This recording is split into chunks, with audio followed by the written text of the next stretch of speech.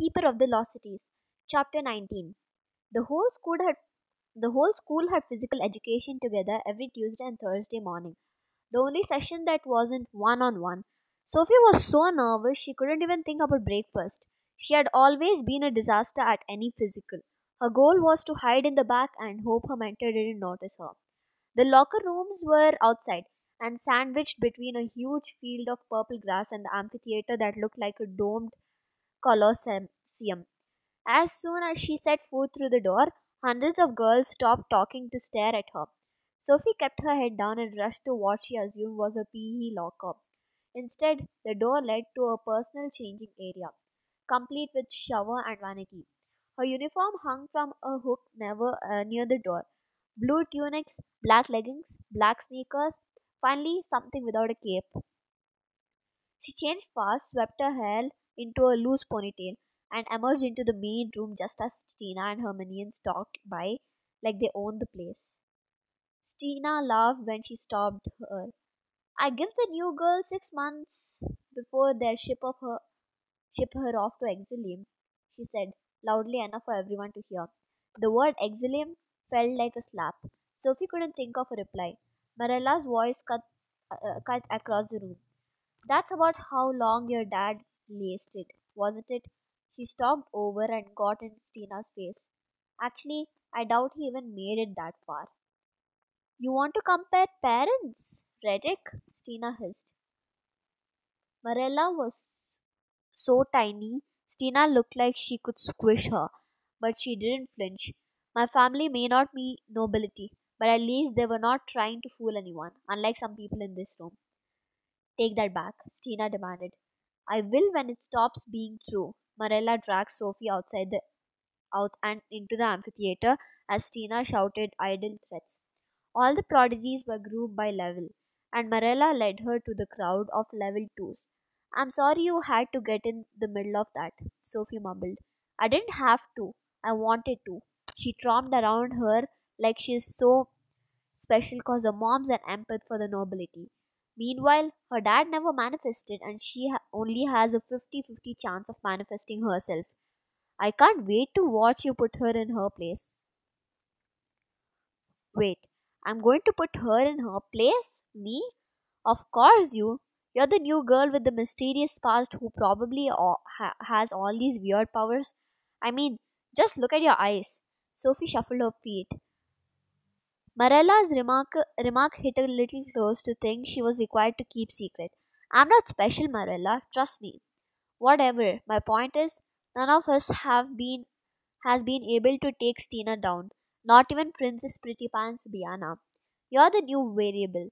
Something no one expected. So you get to end Stina's reign of terror. Everyone's waiting for it. What do you mean, everyone? She was stunned to notice several prodigies watching her.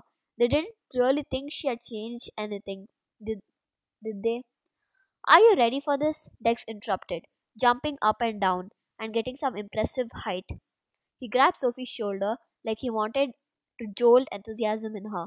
Before she could answer, 12 mentors strode into the room in dark grey capes. Each of 6 grade levels had 2 mentors to supervise, one for the boys and one for the girls. Lady Alexine and the mentor who gave Dex and Stina detention the day before, and Sir Caton, who had the muscles of a Titan god, informed the level 2s that they had been working on channeling. It's about focusing your concentration, Dex explained. Mind over matter, don't worry, it's super easy. It wasn't. Sophie wasn't supposed to channel the strength of her mind to different parts of her body, jumping to super heights, running at super speeds, crushing things with super strength. But no matter how hard she tried, or how much Lady Alexandre helped her, she couldn't do anything better than she normally did, which was horribly unimpressive. She could imagine the kind of report Bront would get. After several failed attempts, she noticed a few prodigies watching her, then a few more, and a few more after that, until all the level 2s were watching, and a few level 3s. She didn't have to read their minds to know what they were thinking. If she had any doubt, it was settled in that locker room. Stina bumped into the wall and said, I take it back. She won't last 6 weeks. This time, no one came to her defense.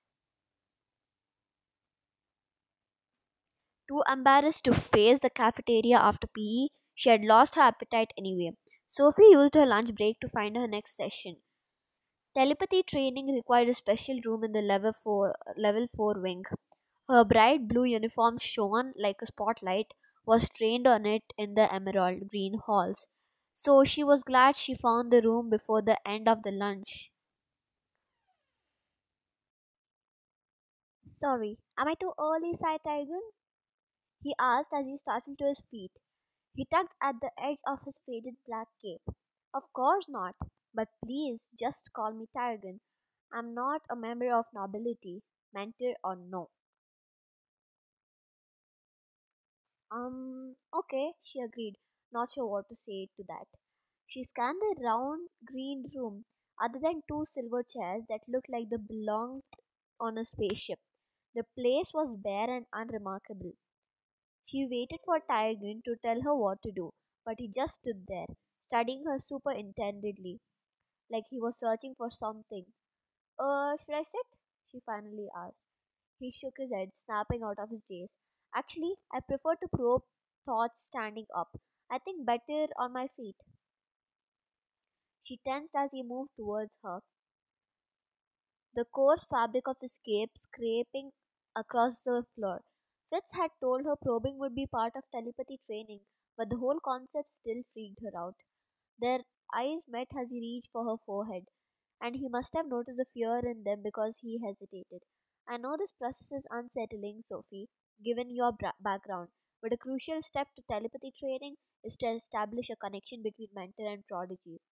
She nodded, forcing herself to hold still as he placed a hand on each of her temples and closed his eyes. The bells chimed on the end of lunch. She counted 87 more seconds before his eyes popped open and wrinkle puckered his brow. I take it you couldn't hear anything either, she mumbled. If you weren't so obviously alive, I would assume I was probing a dead mind. Well, there was a cheerful thought. She scraped together the courage to ask her next question. Does that mean there's something wrong with me? He frowned, like his mind had wandered somewhere else again. I have no doubt you are exactly the way you were intended to be. She had heard people using that expression before, and it was usually reassuring. But the way he said it made the hairs on her arm arms stick up, especially when she noticed the way his hands had started shaking. Can you tell me what I'm thinking right now? He asked quietly.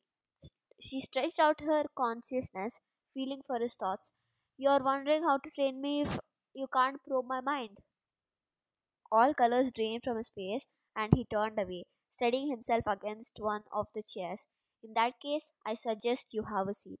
We need to have a very long talk about ethics. Grady was outside when Sophie leaped home to Havenfield, holding a thick cord that floated into the sky and appeared to be attached to nothing. She squinted at the clouds and then at Grady. What are you doing? Giving the Meganeura some exercise? She didn't want to annoy him, so she decided not to ask what it was. Grady fidgeted and glanced over at her out of the corner of his eyes as she stood there silent. How was your second day? He eventually asked. Fine, just fine. He cocked his head and gave her a look like he could see right through her. Wanna talk about it? He seemed so much like a human dad at the moment. It felt like her heart dropped into her stomach. Well, loud buzzing cut her off. Step back. Grady locked his leg as something big and green with iridescent wings circled above, then dived straight down.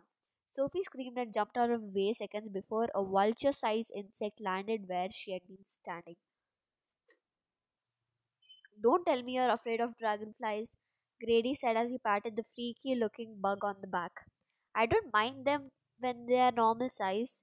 Blown up to gargantuan proportion was a whole other story. The eyes were pretty much the creepiest thing she had ever seen, like disco balls on the sides of his head. This is normal size of a Meganeura. Well, this one's a baby. He probably get twice this size when he's fully grown. Sophie shuddered. Grady cracked up and monitored for her to follow him as he steered the monster into its enclosure. So, what were you going to say? Nothing really. I'm awful at phys ed, and telepathy was intense. I'm guessing Tigan gave you the ethics lecture. She nodded. Being a telepath had serious restrictions. She wasn't supposed to block her thoughts, especially from the Elven authorities, which was a problem considering she didn't know how she was doing it, much less how to turn it off. She also wasn't supposed to read minds unless someone gave her permissions, just like Fitz had told her. Not unless it was an emergency or she was on an assignment from the council, and that was the weirdest part. Telepaths were in high demand. Once she had proven trustworthy, she had received assignments from the council, but Tigan warned her that her impenetrable mind would make it hard for anyone to trust her. She could hide something too easily, which made her wonder about Quinlan's joke about her being a keeper. The council didn't think she was hiding something, did they? Wait, she said as Grady words clicked. Are you a telepath? No, why would you think that? How else would you know about the ethics lecture? Everyone gets lectured on ethics when it comes to their talent. Manifesting a special ability comes with great responsibility. Not everyone gets one. She didn't know. She had already learned that having a special ability was a big deal. In fact, while she was in her telepathy sessions, Dex and all the other prodigies who hadn't manifested was talking ability detecting, hoping to discover his talent. If a prodigy hadn't manifested by level 4, they might be expelled, and even if they stayed at Foxfire, they couldn't take the light levels, which meant there'd never be nobility. Most end up working class. But once again, it didn't escape her notice that Grady avoided telling her what a special ability was. It could be something bad, could it?